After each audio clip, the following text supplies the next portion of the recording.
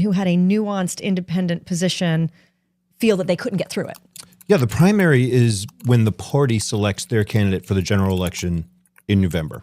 And, the rules are different in every state, sometimes even in localities. But for example, in Virginia, they have,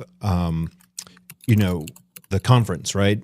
Yeah. And that's like They have a convention. They have a That's primary like- convention. That's like 6,000 people my in gosh. a sports arena. Well, and that's who decides who everyone else That means in the someone who- state, in the Commonwealth. Can have people who are caregivers, like to take over, Yeah. to care for their family, travel, which means Yeah. they can afford to travel to Richmond or wherever. Yeah. And then they actually care to spend an entire weekend. Those are going to be folks who are pretty dug in on a particular issue, right? Exactly. Most of them are probably volunteers or party officials already. And if a candidate runs in that primary or in that convention and they don't fit the purity test of those voters, then they're not going to have a chance. This removes a lot of the accountability in the system because you've got candidates who just stake out their positions based on what's going to get them to the primary. Get them a through lot of times, that. rather than I mean, like the listening to their voters. The imagery of that convention hall right now. Yeah. Yeah. And that those are the people who are choosing the folks that are going to represent us. Yeah.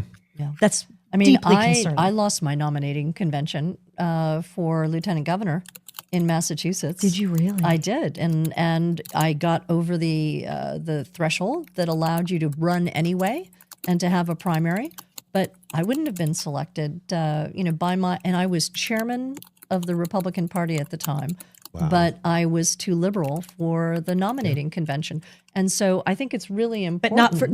not for the entire But electorate of the not for the Commonwealth electorate. because you Exactly. won. Yes, Exactly exactly. right. So that's why it's so hard for these candidates that are picked as the nominees in these kind of situations, the primary situations, to appeal to a broader electorate because they weren't picked by that electorate. That's they right. were And- picked by others. And in those closed primaries or in the conventions, they only have to appeal to those party insiders who are showing up to vote. And outside of a convention, even the primary election that is often publicly funded, which is a whole nother thing when people are denied the right to vote in a publicly funded election, but they still only have to appeal to the party insiders and that 10, 13, 17% of the voter from their own party who's going to turn out for them. They do not have to have any accountability or listen to or appeal to the broader electorate. Well, That's a real these problem. are some of the crazy statistics that come out when you talk about. Okay, so assume a third, which actually is not the case in most places because we know that there's more independents. But let's assume a third in a particular congressional district: Republicans, Democrats, and independents. So you're only looking at a third of the electorate who's even empowered to vote, who's even legally able to vote in that primary, and then just that swath of the electorate that shows up. And if it's in one of these 87% of congressional districts that I referenced at the top of this conversation, that means that you're looking at no more than 8% of the entire population. 15 if you're lucky. If you're 15 lucky if you're at the lucky high, yeah. has chosen that person that's representing you. That's exactly right. Yeah. And so when we think about democracy, yes, there's voting involved with that, but it's not representative democracy. So when we have candidates come to us, and as independents, for example, they can go directly to the general election if they can get on the ballot. That is to say, if they're able to get past that, that gives them the opportunity to have another viewpoint on the ballot and to have a choice.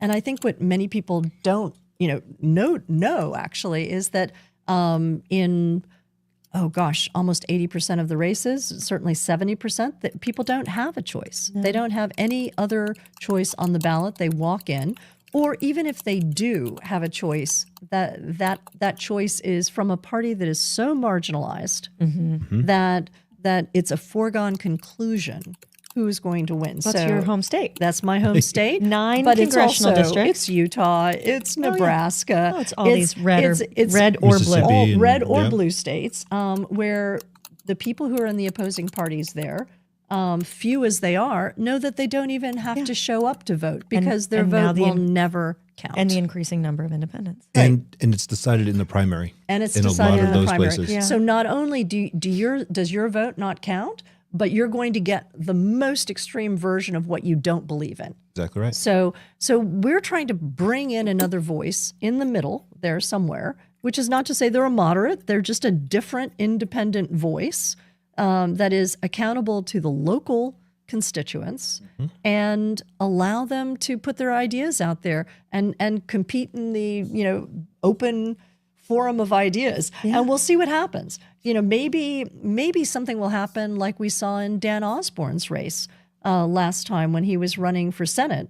No one had ever heard of Dan Osborne. No. He was not an experienced candidate. He showed up. He was a veteran. He was a unionist. He had a point of view, but he was not someone who anyone expected to do well. And he walked away with 47% of the vote against a Republican incumbent in a state that everyone thinks that winning as a Republican is a foregone conclusion. Yeah. And he came within three percentage points of unseating Deb Fischer. So how does that work? The answer is there's all this pent-up energy of people who want to have a choice and are never given a choice. Yeah. So that's the space we want to be in. We want to be the second party. We have to pay attention to the voters. The voters are telling the political leadership across the country that they want something different, that the status quo is not working.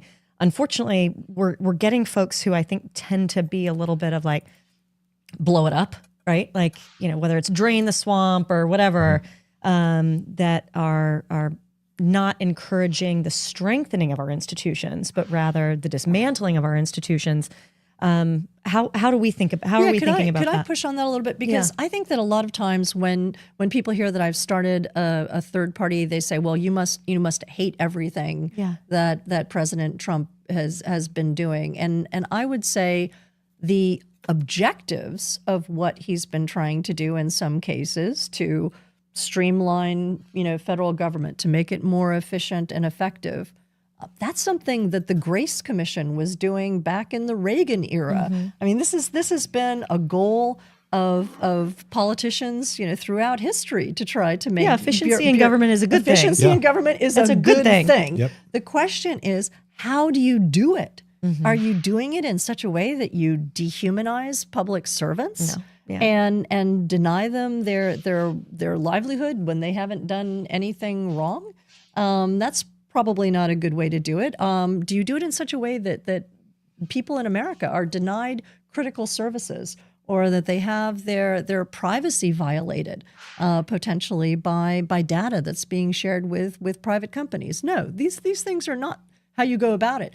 But so it's possible to say, yes, I believe that the border should be closed, but I don't believe that the border should be closed in the way that is so punishing and dehumanizing to immigrants. There's a way of saying yes and or yes but to some of those things. Yeah. And so we're not necessarily going to say that all the ideas from one party or the other are bad ideas. We're going to say the goals of these are good, or the goals of those are good. The Democratic Party has some great ideas that I feel are poorly executed. And I do believe that everyone should have access to health care, but I don't necessarily agree with the idea that all health care should be publicly administered. Sure. So how do we find that conversation that allows the good ideas from both sides and a lot of new ideas to pour into the political discussion? Because right now we're not going to get any new ideas from either political party as it's constituted. They want us to keep arguing. They're not incentivized they figured it out. to. They figured out how to raise money, how to stay in power, and how to use those levers without having to come up with new ideas. They have figured it out. And they're never going to solve any of those problems. That's exactly right. They're going to nurture them and save them and exploit them over time, whether it's immigration or abortion or marriage equality, whatever it is. It's just going to be kept out there in limbo